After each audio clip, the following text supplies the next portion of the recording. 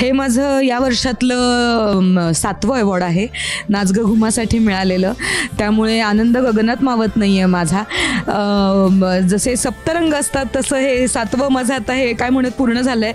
अजून एक महिना बाकी आहे. लेट सी 2024साठी मला अजून काय काय अवॉर्ड्स मिळत आहेत. बट आय एम हॅपी की या वर्षीची सगळी मानाची अवॉर्ड्स मला मिळाली आणि त्याबद्दल मी आज जे मला अवॉर्ड मिळाले आहे त्यांचे मी झी 24 तासचे खरंच खूप मनापासून आभार मानते. यापूर्वी नॉमिनेशन्स खूप झाली, नामांकनं खूप मिळाली, अवॉर्ड्ससुद्धा मिळत होती, पण या वर्षीचा जो माझा स्पीड आहे तर मला ते खूप छान वाटतं आहे. आणि हे मला असं वाटतं की हे प्रेक्षकांच्या प्रेमामुळे आहे.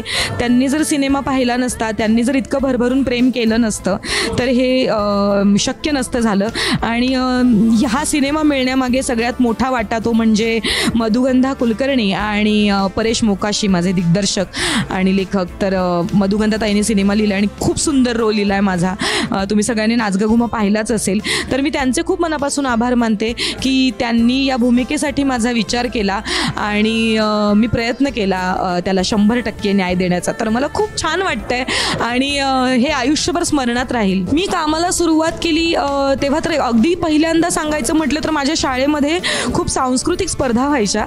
तर मला असं वाटायचं की माझ्याच वयाच्या मुली जर या स्पर्धांमध्ये भाग घेऊ शकतात तर मग मी का नाही घेऊ शकत. म्हणून मग मी माझ्या अभिनयाची सुरुवात केली माझ्या एका मैत्रिणीकडनं इन्स्पायर होऊन.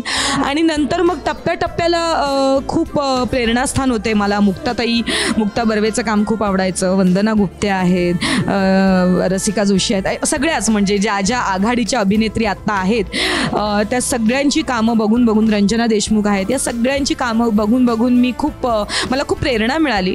आणि असं झालं की असं काम करता आलं पाहिजे आपल्याला सुद्धा. मला असं म्हणायचं की स्वप्न पाहत राहा, प्रामाणिकपणे काम करत राहा, जिद्द सोडू नका. शून्यापासून आपल्याला विश्व निर्माण करता येतं. हा माझा अनुभव आहे. मी जगते हे, कारण आता गेले कित्येक वर्ष खूप प्रयत्न करून, मेहनत करून आज इथवर पोहोचली आहे.